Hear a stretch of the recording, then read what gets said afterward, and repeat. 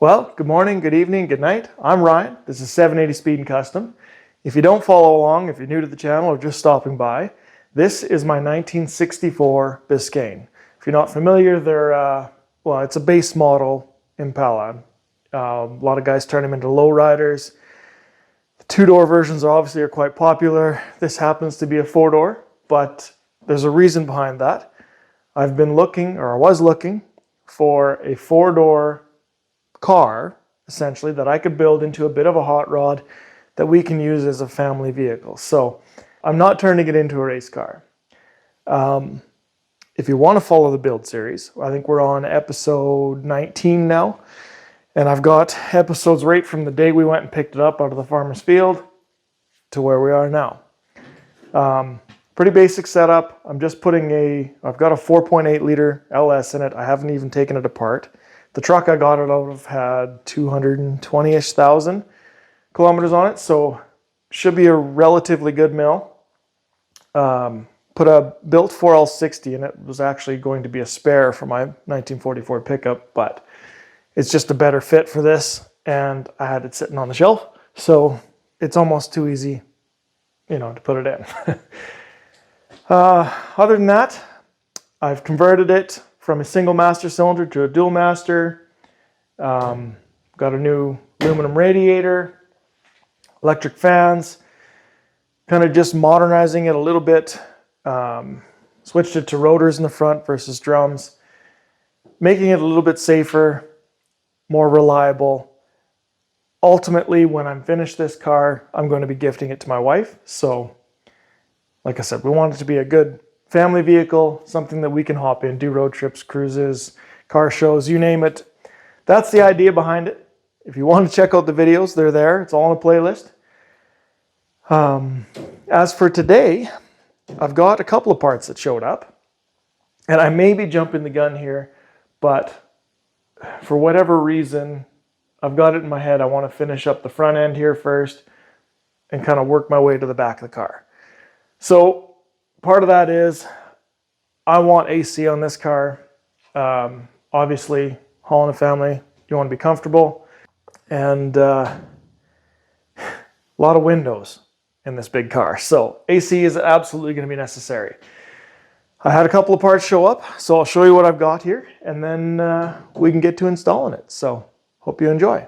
So this is the first of the pieces that arrived. Obviously, went with vintage air.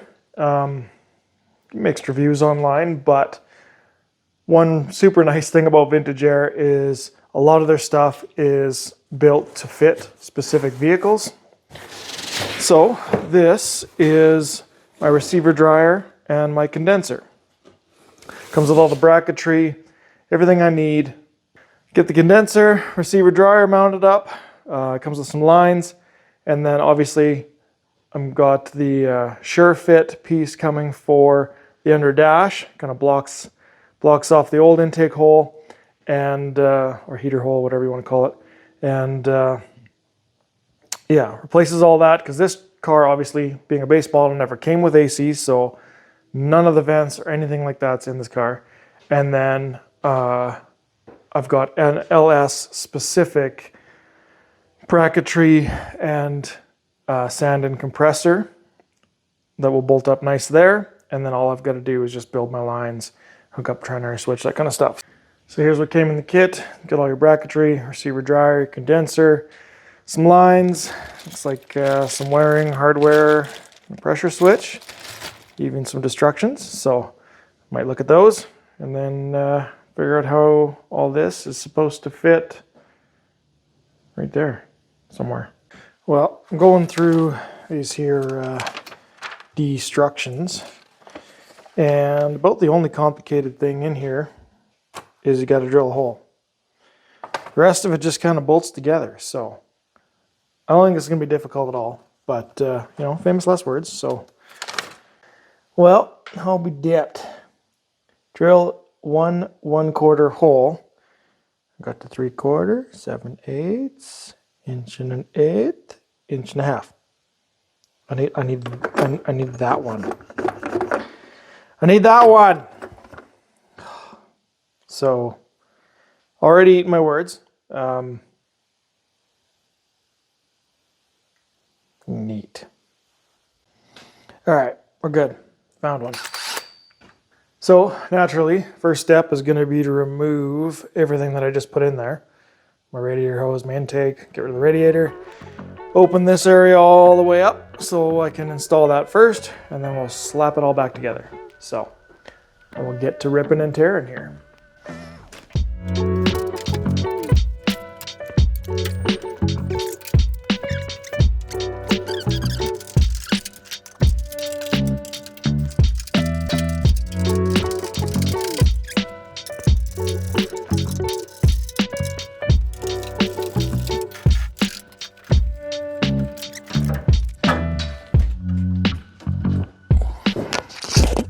There you go, just like that. Nothing to it. I believe this is roughly where we need to start. Instructions give you a little template to cut out. You're supposed to rest against this bracket and then against the radiator support, which is no longer there, but it's about there. So I held it like that, hit the spot with a center punch, and hopefully it works out, because I'm just going to send it and drill a hole there.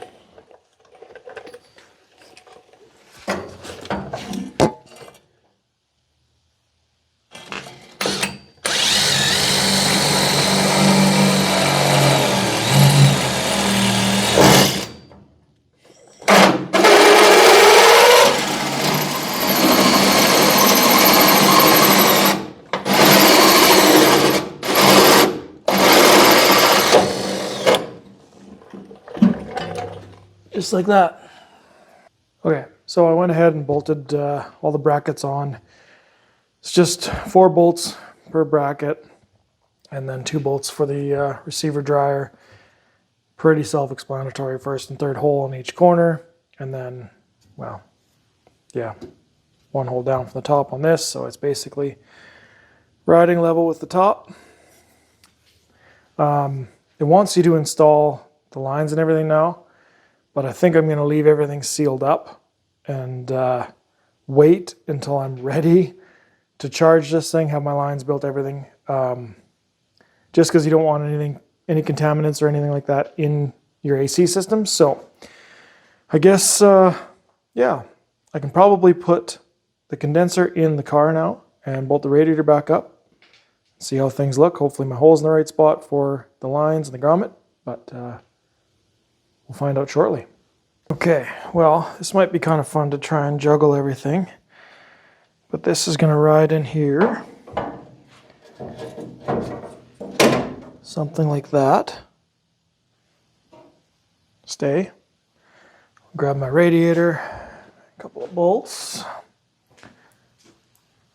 Put the bolts there.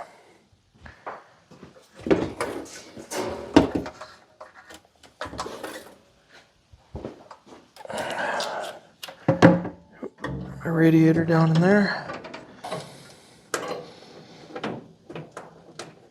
This is where a second pair of hands would be kind of helpful. Okay, I got 1 bolt in.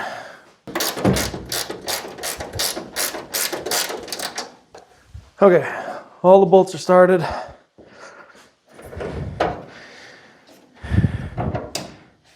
Yeah, looks like I'll be able to get the lines on from here, so that's good. Don't have to pre-assemble anything. So yeah, I can button down my radiator, get my intake back on, coolant pipe, put that grommet for those lines in, kind of just lay them out, and that'll have my condenser and receiver dryer installed.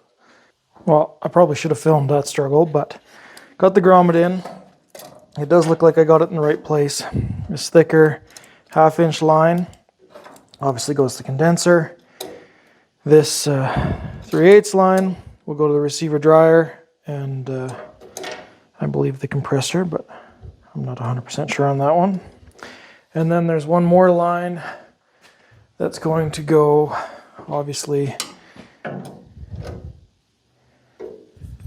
like so, from the condenser to the other side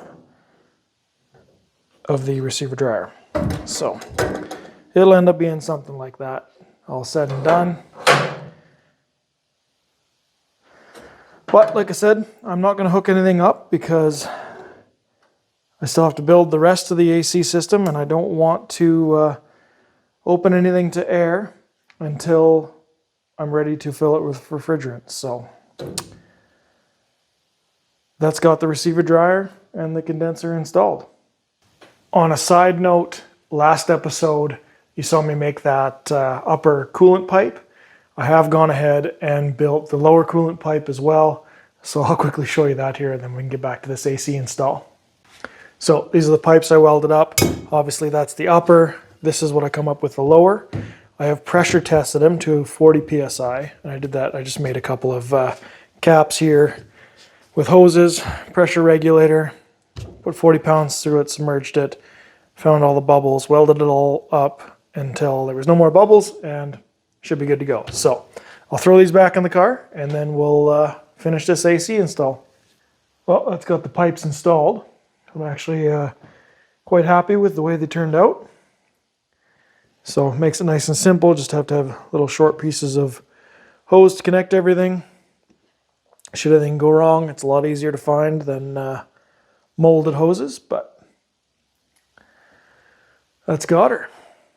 Well, that's got the AC condenser and receiver dryer installed.